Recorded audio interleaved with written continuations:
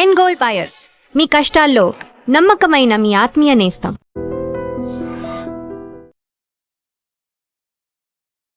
నమస్తే వనిజ గారు. నమస్తే అండి. వనిజ గారు, మెనోపాజ్ ప్రతి స్త్రీ ఫేస్ చేయాల్సిన అదొక స్టేజ్ కదండి. డెఫినెట్గా యాక్సెప్ట్ చేయాలి.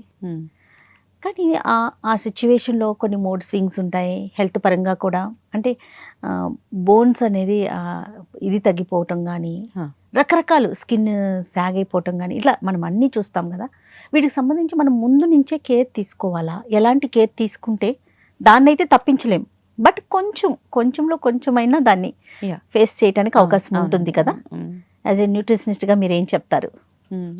So first and foremost thing ఏంటంటే, మెనోపాజ్ స్టేజ్ వచ్చినప్పుడు ఒక్కొక్క లేడీ ఒక్కొక్క డిఫరెంట్ ఫేజెస్ గో త్రూ అవుతూ ఉంటారు. ఓకే, తను లైఫ్లో చిన్నప్పటి నుంచి గో త్రూ అయిన ఇష్యూస్ ఏవైతే ఉన్నాయో, okay, if she was a happy lady, తన మెనోపాజ్ హ్యాపీగా వెళ్ళిపోతుంది.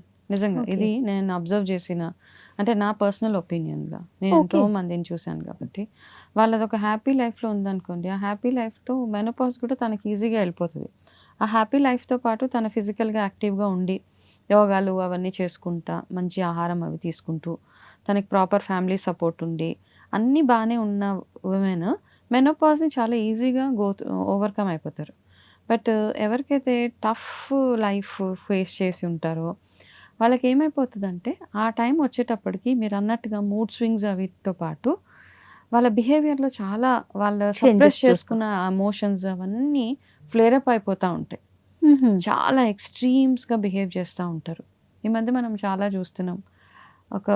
ఒక సర్టెన్ ఏజ్ వచ్చిన తర్వాత వాళ్ళకి అప్పుడు లైఫ్లో క్లారిటీ వస్తుంది. వాళ్ళు మెనోపాజ్ స్టేజెస్లో ఉన్నప్పుడు ఫ్యామిలీని వదిలేసి వెళ్ళిపోతారు. నా లైఫ్ నాది, నా లైఫ్ నేను లీడ్ చేసుకుంటాను, నాకు ఇంకెటువంటి బాధ్యత.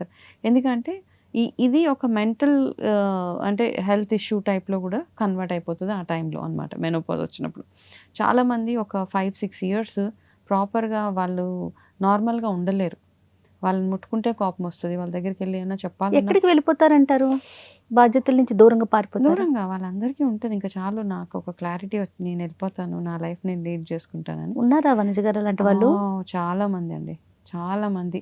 అంటే ఈ మధ్య అట్లా ఎక్కువైపోయింది, ఇంతకుముందు లేదు.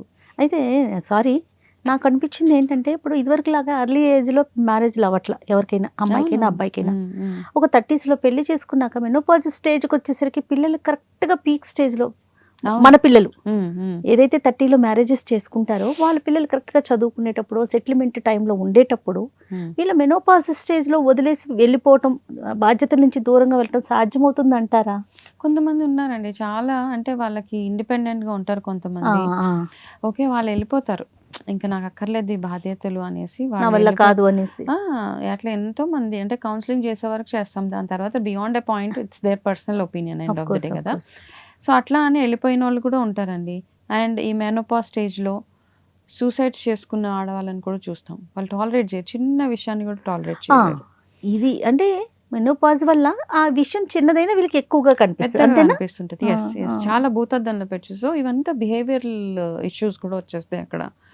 హెల్త్ అంటారా, ఆటోమేటిక్గా మీకు బోన్ పెయిన్స్, మజిల్ పెయిన్స్ వస్తూ ఉంటాయి, క్రాంప్స్ ఉంటాయి, మూడ్ స్వింగ్స్ ఉంటాయి, చెమటలు పట్టేస్తూ ఉంటాయి, ఏది తినాలనిపించదు, కొంచెం ఈ ఏజ్లో ఎస్పెషలీ లాక్టోస్ ఇంటాలరెన్స్ వచ్చేస్తూ ఉంటుంది. పప్పు తింటే కొంచెం బ్లోటింగ్ అనిపిస్తూ ఉంటుంది, పాలు తాగితే బ్లోటింగ్ ఉంటుంది.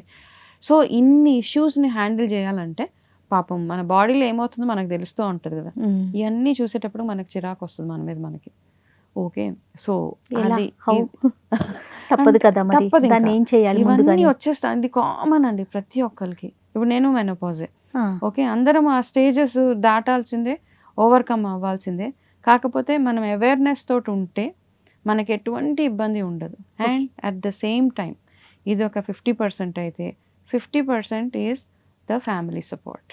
మీ హస్బెండ్ కానివ్వండి, పిల్లలు కానివ్వండి, అత్తగారు, మా హూ ఎవర్ ఇట్ ఈస్, మన ఇంట్లో ఎంతమంది ఉన్నారో ప్రతి ఒక్కరు అర్థం చేసుకోవాల్సిన స్టేజ్. మనము చాలా ఆడవాళ్ళకి పీరియడ్స్ వస్తే సపోర్ట్ చేయాలి, but at the same time periods వచ్చిన ఆడవాళ్ళకే కాదు, మెనోపాజ్లో ఉన్న ఆడవాళ్ళకి కూడా ఐ థింక్ ఒక 5-6 ఇయర్స్ ఆఫ్ గుడ్ సపోర్ట్ అంటే ఓకే నువ్వు నిద్రపో, నువ్వు అది ఆ సపోర్ట్ కాదు. సపోర్ట్ ఈజ్ వాళ్ళు ఏం తింటున్నారు, తిన్నావా, ఎంత ఫుడ్, ఇంట్లో ఫ్యామిలీ మెంబర్స్ అందరూ వాళ్ళ వెల్బీయింగ్ని కూడా చూసుకోవాలి. ఎందుకంటే ఆమె లాస్ట్ 20-25 ఇయర్స్ నుంచి చాకరీ చేసేసి ఈ స్టేజ్ వచ్చేటప్పటికి ఆమె బిహేవియర్ని చూసి చాలామంది ఫ్యామిలీ మెంబర్స్ యాక్సెప్ట్ చేయలేరు. అవును, పిచ్చి పిచ్చిగా బిహేవ్ చేస్తుంది అంటారు, అవునండి, అరుస్తుంది, కరుస్తుంది, ఇలాంటివన్నీ డైలాగ్స్ వింటాం మనం. అవును. సో ఫస్ట్ థింగ్ ఏంటంటే ఇంట్లో వాళ్ళు ఫస్ట్ అర్థం చేసుకొని వాళ్ళకి నేను ఉన్నాను ఒక ధైర్యం ఇస్తే వాళ్ళకి ఒక ఈజ్ అనిపిస్తుంది. ఓకే, ఇవన్నీ ఉన్నాను, నన్ను ఇష్టపడే వాళ్ళు ఇంతమంది ఉన్నారు కాబట్టి నేను ఈ ఫేజ్ని ఓవర్కమ్ అవ్వాలి అన్న ఒక ధైర్యం వాళ్ళకి మనం ఇవ్వాల్సిందే. ఇంకొకటి ఏంటంటే మనం ఏమి తిన్నా బాడీలో అబ్జార్ప్షన్ తగ్గిపోతూ ఉంటుంది ఆ టైం వచ్చేటప్పటికి, because of the hormonal imbalance. So మనం తీసుకునే ఆహారంలో మనం ఎంత ఎక్కువగా వాల్నట్స్, పంప్కిన్ సీడ్స్, నువ్వులు, నల్ల నువ్వులు కానీ తెల్ల నువ్వులు కానీ, రాగులు, ఇట్లాంటివి ఎంతగా యాడ్ చేసుకోగలిగితే మనకి స్లోగా, అంటే మనకి ఇప్పుడు 50లో అనుకోండి ఫర్ ఎగ్జాంపుల్, 50కి మెనోపాజ్ వస్తుంది, 40 నుంచి స్లోగా ఒక్కొక్కటి మన పాత హ్యాబిట్స్ అన్నీ మర్చిపోయి కొత్తగా ఇంకా అంటే న్యూ హ్యాబిట్స్ అనమాట. అంటే మీ బాడీకి ఏది అరుగుతుంది, ఎటువంటి ప్రోటీన్, ఇప్పుడు ప్రోటీన్ సోర్సెస్ చాలా ఉన్నాయి, ఎట్లాంటి ప్రోటీన్ మీ బాడీలో అరుగుతుంది. ఓకే, కొంతమందికి చీజ్ తింటే అరగదు, cheese is good source of protein. అవును, పన్నీర్ అడుగుతుందేమో, లేకపోతే ఇంకొక సోర్స్ ఆఫ్ ప్రోటీన్ ఉంటుందేమో. అట్లాంటి కాల్షియం ఏం తింటే, సప్లిమెంట్సే కాదు, ఇక్కడ సప్లిమెంట్స్ ఒకటే కాదు, ఆహారం పరంగా మనం ఏమేమి తీసుకుంటే మనకి ఈజీగా ఒక ట్రయల్ అండ్ ఎర్రర్, ఒక 6 నెలలు ట్రై చేసుకోండి. పాలు పడట్లేదు పక్కన పెట్టేయండి.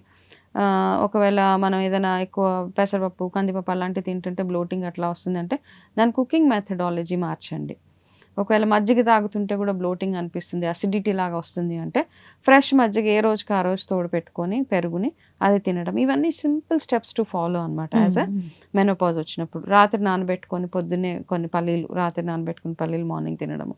సో ఇట్లాంటి సింపుల్గా చేసుకుంటూ మోస్ట్ ఇంపార్టెంట్లీ బ్రీదింగ్ అండి, ఎక్సర్సైజ్, ఇవన్నిటికంటే కూడా ఫస్ట్ అండ్ ఫార్మోస్ట్ థింగ్ మనం ఇప్పుడు చూడండి చాలా మంది ఫ్రీగా బ్రీత్ చేయము.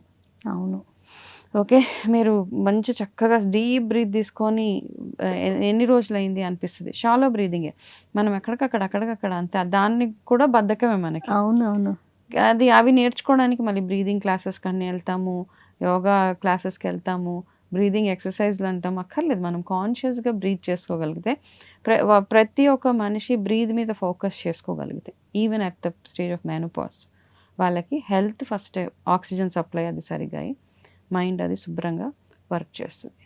And most importantly strength training అన్నది ఇంపార్టెంట్. అంటే జిమ్లోనే వెళ్ళక్కర్లేదు, మజిల్ వీక్ అవుతూ ఉంటుంది, మజిల్ లాస్ ఉంటుంది ఈ ఏజ్లో. ఈ ఏజ్లోనే ఇన్సులిన్ రెసిస్టెన్స్ కానీ, షుగర్, డయాబెటిక్ అవ్వడం, బీపీ రావడం, థైరాయిడ్ రావడం, అవన్నిటి నుంచి బయటపడాలి అంటే ఫిజికల్గా ఎంత యాక్టివ్గా ఉండగలిగితే. యాక్టివ్గా ఉండడానికి ఫస్ట్ మనం చేయాల్సింది మనం తిన్న ఆహారం ఫస్ట్ అరగేలాగా చూసుకోవాలి. అంత వర్క్ చేస్తున్నామా లేదా, అంతే కదండి. మార్నింగ్ తిన్న బ్రేక్ఫాస్ట్, మధ్యాహ్నం అన్నం తినేటప్పటికి మీకు ఖాళీ అనిపించాలి కడుపు, అప్పుడు మళ్ళీ తిని మళ్ళీ ఈవినింగ్ డిన్నర్ కల్లా యూ షుడ్ ఫీల్ లైట్ అనమాట. ఓకే, ఏదైనా చూస్తే మనకు తినాలన్న ఒక క్రేవింగ్ అనిపించాలి, అప్పుడు మన బాడీ బాగా పనిచేస్తుందని లెక్క. సో స్ట్రెంగ్త్ ట్రైనింగ్స్ చిన్నగా ఇంట్లో చేసుకోవచ్చు, లేదంటే ఏదైనా సపోర్ట్ తోటి చేసుకోవచ్చు. ఓకే, ఇవి చేసుకుంటూ ఫుడ్ మీద ఫోకస్ చేయమన్నారు. ఫుడ్, హెల్త్ అంతే, physical health and mental, sleep, good sleep, ఇవన్నిటి మీద ఫోకస్ చేసుకుంటే మనం ఈజీగా ఓవర్కమ్ అవ్వచ్చు మెనోపాజ్ నుంచి. అండ్ ఇంకొకటి ఏంటంటేనండి, కొంతమంది ఏంటంటే ఆ స్టేజ్లో ఉన్నప్పుడు అప్పుడే వాళ్ళకి కోడళ్ళు, అల్లుళ్ళు, మనోళ్ళు, పిల్లలు వీళ్ళందరూ వస్తూ ఉంటారు. ఈ చిరాకంతా వాళ్ళ మీద చూపించేస్తూ ఉంటారు. ఓకే, వాళ్ళు ఏం చేస్తున్నారు, వాళ్ళే టూ మచ్ ఆఫ్ ఫోకస్ అటు వెళ్ళిపోతుంది అనమాట, మైండ్ డైవర్షన్. సో అట్లా కూడా అక్కర్లేదు, మీ ఆరోగ్యం మీరు చూసుకోండి, మీ టైం ఏదో మీరు చూసుకోండి. వాళ్ళకి ఎంత అడ్వైజ్ ఇవ్వాలి, మంచి అడ్వైజెస్ ఎంత ఇవ్వాలి అంత ఇవ్వండి. వాళ్ళని జడ్జ్మెంట్ మోడ్లోకి వెళ్ళిపోతూ ఉంటాం మనం, వాళ్ళు ఇట్లా చేశారు, వీళ్ళు అట్లా చేశారు, ప్రతి చిన్నదాన్ని భూతద్దంలో పెట్టి చూస్తూ ఉంటాం. సో అట్లా చేయకుండా మన సెల్ఫ్ రెస్పెక్ట్ని మనం కాపాడుకుంటూ ఆ ఏజ్ అండ్ స్టేజ్లో హ్యాపీగా ముందుకు వెళ్ళిపోతే ఎక్సలెంట్గా ఉంటుంది. Super Vanjika, thank you so much. నమస్తే. And for more videos, please subscribe to iDream. Please subscribe to iDream. Please subscribe iDream. And please subscribe to iDream. For more videos, subscribe to iDream. please like, share and subscribe to the channel. Congratulations, iDream. Subscribe to iDream. Subscribe to iDream. So subscribe to iDream Media. iDream ki, iDream team andarki huge congratulations. Please subscribe iDream Media. Please subscribe to iDream. Subscribe iDream. Please subscribe to iDream. I dream అంటే నా కళల ఛానల్ను subscribe చేసుకున్న నోరు తిరుగుతలేదు, మీరైతే గంట గుర్తు కొట్టరు. For more such videos, please subscribe to iDream. Subscribe to iDream. Please subscribe to iDream. Please subscribe iDream Media. Please do subscribe to I dream. Please subscribe to iDream Media. For best entertainment and information, please subscribe iDream. And don't forget to subscribe to iDream.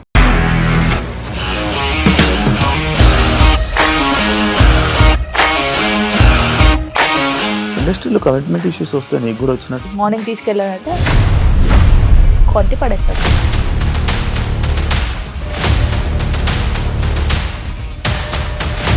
ఒక్కళ్ళు కూడా చూడలేదు ఈ cinema అని చెప్పడానికి కూడా చాలా ధైర్యం కావాలి. అది నిజం కదా, దాంట్లో ధైర్యం ఏంటి ఇది? నెక్స్ట్ డే ప్లేట్ మార్చేస్తే తప్పు కదా. As of now we are comfortable this అని నేను అనుకుంటున్నాను. రష్మిక గారిది మీది ఒకే ఊరంట కదా. నీకు కోపం వచ్చిందంటే బాగా తిట్టేత్తరా? తిట్టేద్దామండి. నిజంగా గేమ్ ని ఎలా చేంజ్ చేయగలిగారు? ఏపీఎస్ఎఫ్సి వాళ్ళకి 6 నెలల్లో నేను 6 లక్షలు కట్టా. బిజినెస్ చేయాలనుకుంటే it is as difficult as riding a tiger.